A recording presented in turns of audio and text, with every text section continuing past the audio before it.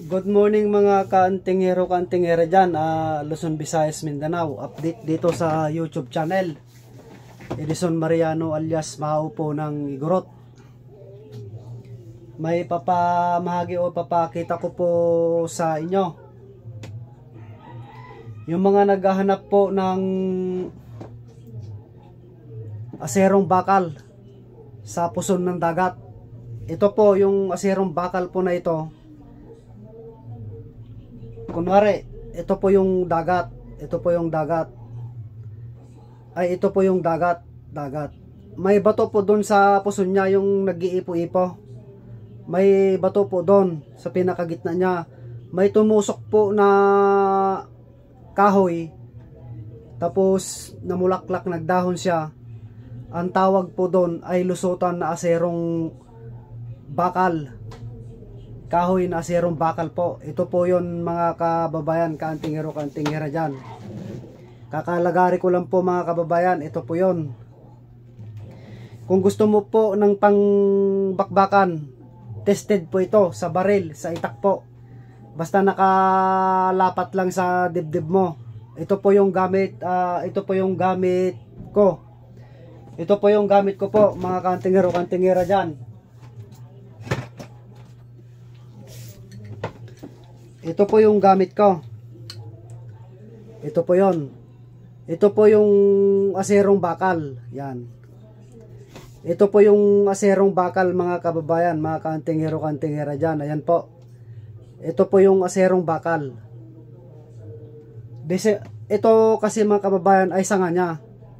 Sanga po ito, aserong bakal. Ito naman po mga kaantingero, kaantingera dyan. Ito po yung puson niya. Yung pinakapuno niya. Yan, ito po yon. Ito po yung gamit ko mga kaantingero, kaantingera dyan. Talagang kung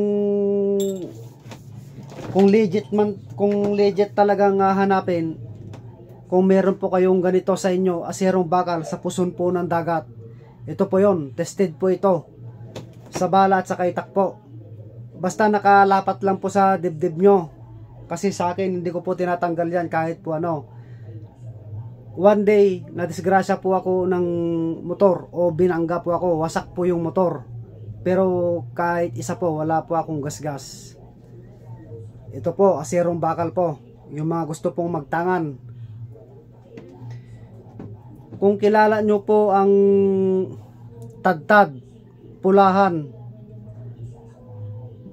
haring bakal, nandito po yung ginagamit nila na kinukwentas po nila. Ang tawag po dito ay dignum bakal. Marami pong nagpapakita po dito na dignum bakal, ngunit yung kahoy niya po, yung puno niya, ito naman po ay ugat. Dignum bakal mga kaantingero, kaantingera dyan, ito po yung ugat niya. Ito po yung ginagamit namin mga kababayan na tribo. Dignum bakal po ito. Talagang balasik po talaga. Dignum bakal po. Ang amoy niya po ay parang hindi ko maintindihan. Nakakakilabot po ito. Dignum bakal po ito mga kababayan, mga kaantingero, kaantingera dyan. Kung hahanapin mo naman mga kababayan ay dignum goma, meron po tayo dyan. Dignum goma mga kababayan. Meron po tayo dyan, dignum goma po. Hindi dignum goma po. Basta dignum goma po ito mga kababayan. Ito, legit po ito, 100%. Ako lang po nagpapatunay, dignum goma po ito. Dignum goma.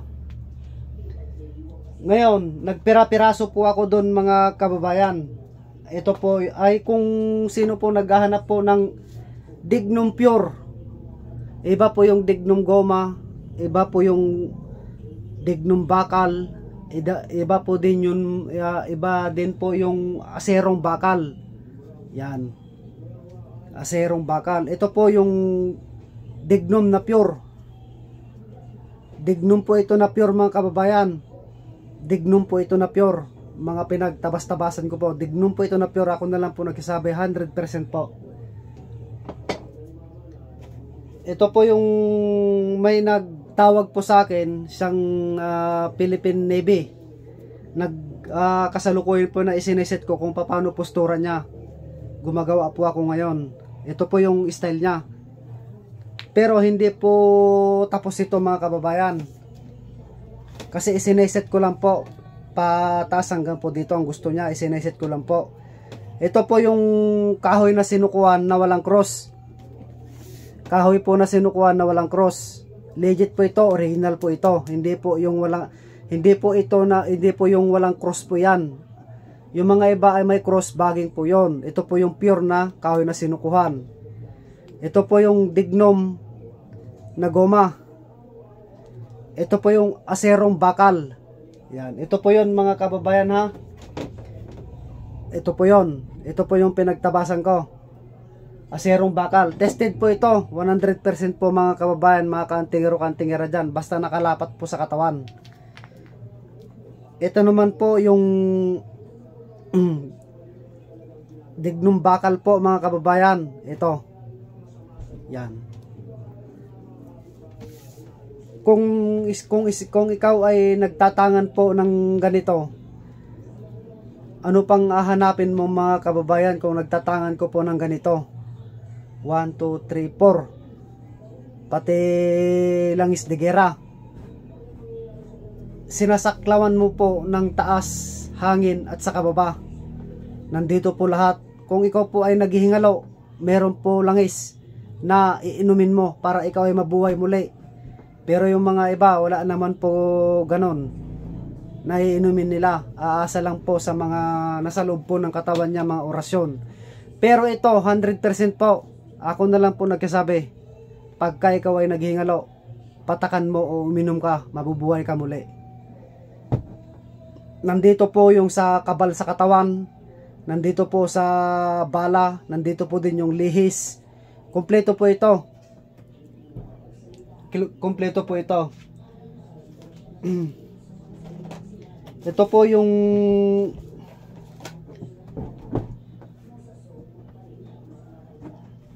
dignum goma mga kababayan. 3 lang po yung dignum goma po natin. Yung mga gusto pong magtangan dyan ng dignum goma, pure po ito. Nung ginrender ko po ito, nasira po yung grinder, nawasak po. Pure po ito, 100% po. Dignum goma po ang tawag po dito. Kung ikaw naman po ay magtatangan po ng dignum bakal, ito po. Meron po tayo ditong dignum bakal po ay nawala po yung isa. Ito, dignum bakal. 3 lang po ang pinalabas ko mga kababayan. Dignum bakal po. Pure po ito, dignum bakal. Yan.